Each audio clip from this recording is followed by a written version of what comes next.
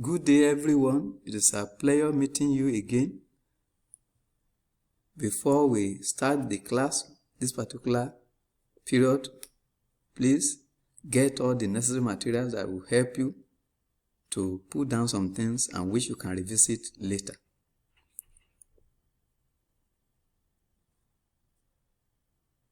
All right. Having done that, we'll be looking at a topic on insurance. And this particular topic comes up under commerce.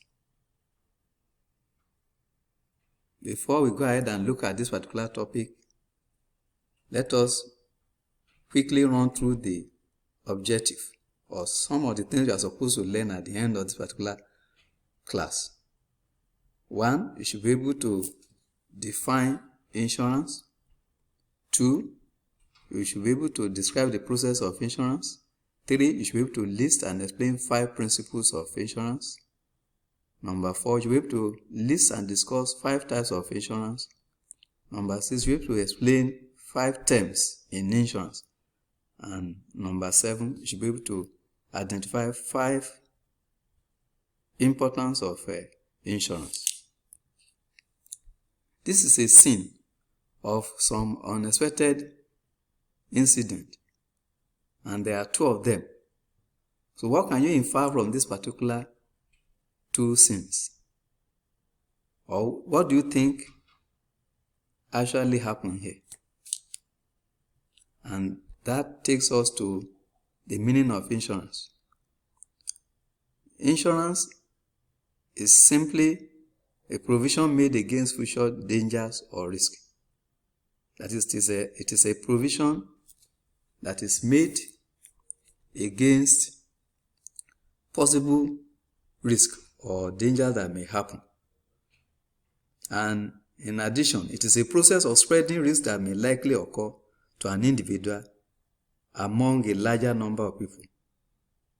That is, spreading the risk that happens to an individual or to an organization among a greater number of people. Examples of risk include fire, accident, burglary, sickness, and death. What is the procedure for insurance? The procedure of insurance includes the following. A large number of people come together and pool their risk. And these people are expected to pay a particular amount of money periodically, which is known as a premium. That is, they pay premium to the insurer or the insurance company. And this particular premium that is collected by the insurance company is eventually form a pool of funds from which the insurance company can eventually indemnify or compensate the few people who may actually suffer this type of risk that have been insured with them. Principles of insurance is the next one that we'll be looking at.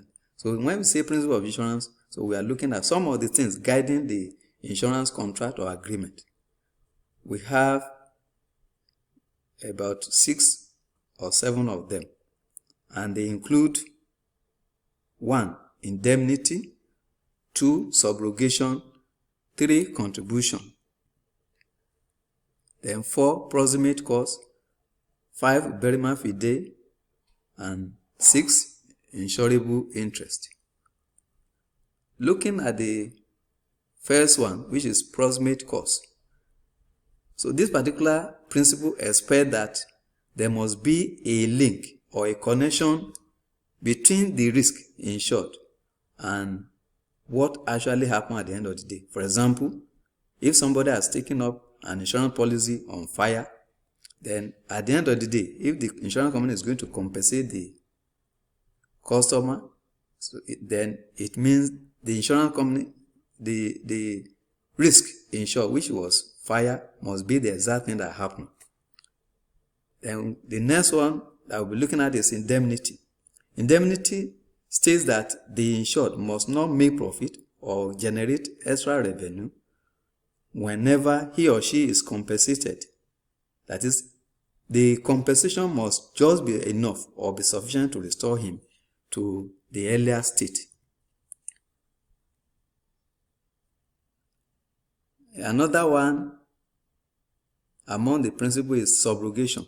This principle gives the insurer, that is the insurance company, the right to assume the position of the customer or to assume the position of the insured and then ask for compensation from a third party or from an individual who has been negligent or who actually was responsible for the risk that happened.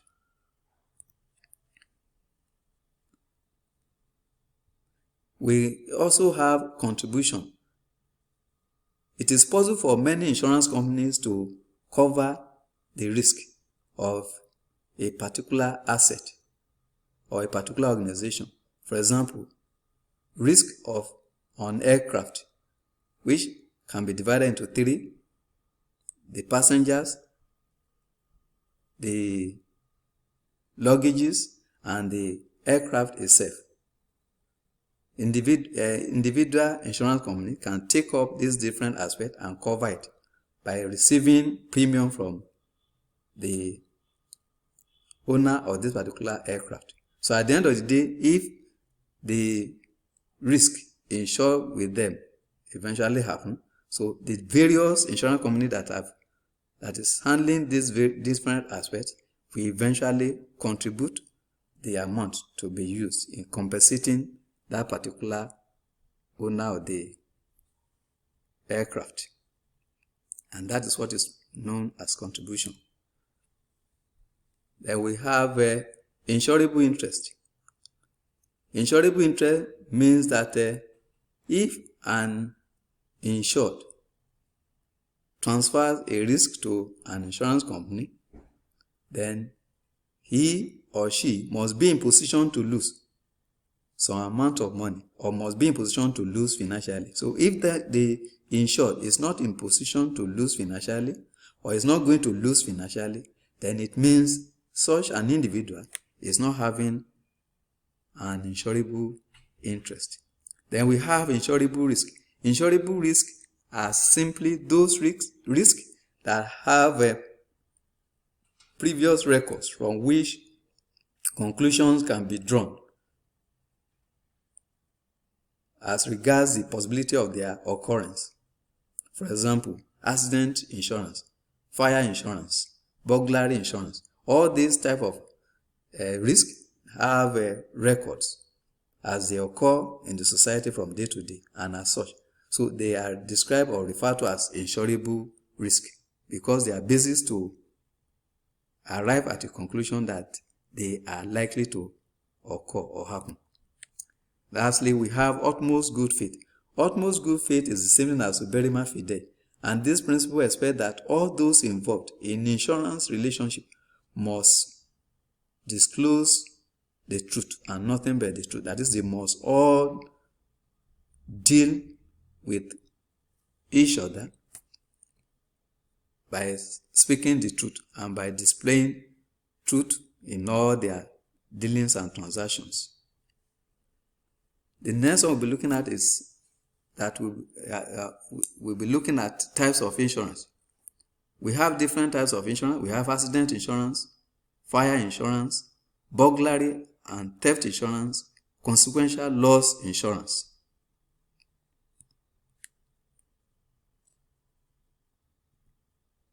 Then we have, in addition to all this, marine insurance, group insurance, health insurance. Now, what do you understand by accident insurance? We have two scenes of accident that occur below.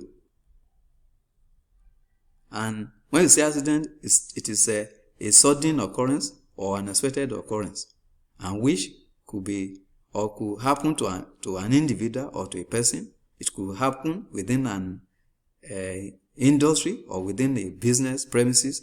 It could happen maybe to a property.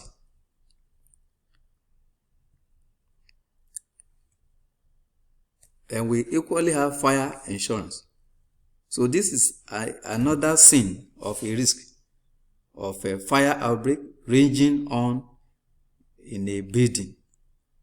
So it indicates that this particular building, if the owners have not taken up a policy, an insurance policy to cover fire outbreak, so they may eventually they may not be able to recover eventually at the end of the day. In other words, fire insurance is the type of insurance that covers risk associated with fire outbreak in relation to a wide area. It could be on a personal building, it could be on business premises, it could be on an asset like motor vehicle, it could be on an asset like generator, and so on and so forth. Furthermore, we have burglary or theft insurance. So this one covers risks that have to do with breaking and entering into buildings by an individual to steal or to pick an item which does not belong to him or her. Then we equally have consequential loss insurance. This is a particular insurance policy that covers risk arising from losses of profit or revenue by a business. For example, at this particular period when there is a lockdown everywhere as a result of the pandemic, you discover that a lot of businesses have lost huge amount of money. And therefore, if there's anyone that among them that have taken up a consequential loss insurance, definitely the insurance company will come up around this period and then compensate them for the losses they've suffered as a result of a reduction in revenue or income. This is another scene of a risk occurring on the high sea. We have a case of we have two cases of a ship capsizing here on the high sea and throwing away all the luggages and risking the life of the passengers and the crew and the ship itself. And that takes us to the type of insurance that we refer to as marine insurance. So this is an insurance cover on the ship, that is the engine of the ship, on the cargoes, and then on the passengers and the crew. In other words, this type of insurance can be taken up to cover the ship itself, the cargoes, and then the passengers and the crew. And this type of insurance is subdivided into four. We have one, that is an aspect that covers the body of the ship or the engine of the ship, which is referred to as hull insurance. Then the next one is cargo marine insurance. And this one covers the risk on the cargoes that are being transported in a ship. That is, if there's challenges on the high sea, or if the ship capsizes and maybe some of the luggages are lost or cargoes are lost. So this particular type of insurance policy will cover the owners. Then we have freight marine insurance. This is a policy covering non-payment of the freight charged. That is, the amount charged by the owner of the ship for transporting some cargoes or for moving some passengers. If these passengers eventually default or the cargo owners default and fail to pay. So this type of insurance will cover the owners of the ship and then compensate them for the costs charged which have not been paid to them. Then lastly, there we have ship owners liability. This covers risk of damages that may happen as a result of the negligence or carelessness of the employees or the ship owner. That is, maybe in handling cargoes or in carrying out their responsibilities So when this one happens, then the ship owners is covered under ship owners liability, and insurance companies will eventually compensate him. We still have a lot of other types of insurance, like life assurance, and this is the type of insurance that covers a human life, or that protects the life of individuals. So it is called life assurance as a result of the fact that it's an incident that is sure or certain. In other words, every individual is definitely going to die one time or the other. So by the exact time is what we don't know. And this one is also divided into 4. We have whole life assurance, endowment policy, annuity assurance, and term assurance. We equally have group insurance. It is the type of insurance taken to cover a group of persons, e.g., workers that are employed in an organization or in a company. Then we have players. So players can also take up this type of insurance policy. Furthermore, we equally have health insurance. Health insurance is the type of insurance that is taken to cover ill health. For example, we have a lot of insurance companies advertising nowadays as a result of the pandemic, calling on people to come and take up a health insurance to protect themselves or to cover them. Furthermore, we have agricultural insurance. Insurance that is taken to cover risks arising from loss of agricultural produce or farm products. So we refer to it as a agricultural insurance. We are going to look at some insurance terms. There are various insurance terms, and the first one here is a proposal form. When we say proposal form, so it is a form that is completed by the customer or the insured, and which indicates or shows its intention to be covered by the insurance company. Then we have a premium. Premium is the amount paid periodically by the insured to secure insurer's commitment to cover a risk. In other words, it is what the person that is the customer pays from time to time to enlist the commitment of the insurance company to come and cover a risk for him or her.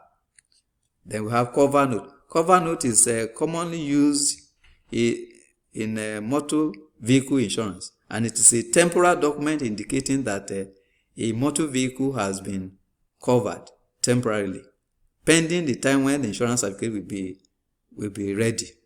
So most of the time it is usually given for maybe a period of between a month and maybe 3 months. And another term under insurance is an insurance certificate.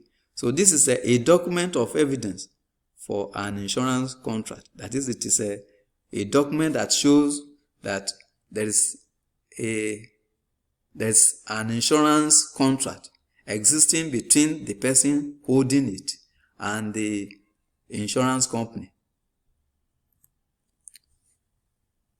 Furthermore, we have another term which is insured. The insured is the customer that is taking up a policy. Then another one is the insurer. The insurer is the company that takes it upon itself to cover risk transferred to it. Assurance. Assurance is the person taking up a life assurance policy. Furthermore, we have Uberima Fide. Uberima Fide is the same as utmost good faith. And this simply means that the parties to an insurance contract or agreement must show or disclose the truth and nothing but the truth. Reinsurance. This is an arrangement in which two or more insurance companies combine to cover a risk too big for a single firm to cover or to do. For example, like covering the different aspects of an aircraft, like I mentioned, the engine or the aircraft itself, the luggages, the crew, and the passengers. So we have other terms of insurance like actuary, surrender value. So you can check on some of these in the reference books and then look at them. We are going to look at benefits of insurance. What are some of the benefits of insurance? The benefits of insurance include the following. 1, it helps to reduce risk or to spread risk. That is, help the level or the weight of risk that will have been borne by an individual is spread across so many other people who have contributed premiums to cover the same risk. 2, it can be converted to a savings scheme. For example, in life assurance policy, annuity is a form of savings scheme for an individual who is hoping to retire after some time from his workplace or from his office or her office. Number 3, funds from insurance can be reinvested. That is, money that is obtained through premiums can be reinvested in capital assets or in some other financial instruments. Number 4, insurance certificate can serve as a collateral for loan. So somebody has taken up a life assurance policy can use that particular certificate as a collateral for loans from a commercial bank or from a financial institution. Then life insurance is a form of provision for dependents. That is, somebody has taken up a life assurance, they can use that as a form of provision for their dependents in the nearest future. That is, when they are no longer there. Insurance can serve as a form of motivation to the employees also. That is, some organizations eventually take up insurance policies to encourage their employees. Insurance plays a major role in international trade. In conclusion, risks abound everywhere. Insurance serves as a vital means for spreading such risk and thus reducing their effect minimally. Risk could be natural or due to human actions or error. Insurance helps in encouraging people to invest and promote business activities generally. I have some books here which you can go ahead and look at to read further on this particular topic. 1, Simplified and Amplified Commas for SS by Femi Lunge et al., Lunge Publishers.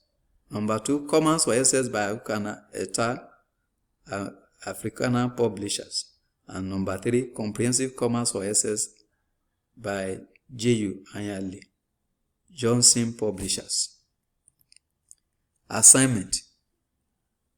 Number 1, what is insurance? 2, briefly describe the process of insurance. And then B, list and explain 5 principles of insurance. 2A, list and explain 5 types of insurance. B, mention 5 importance of insurance.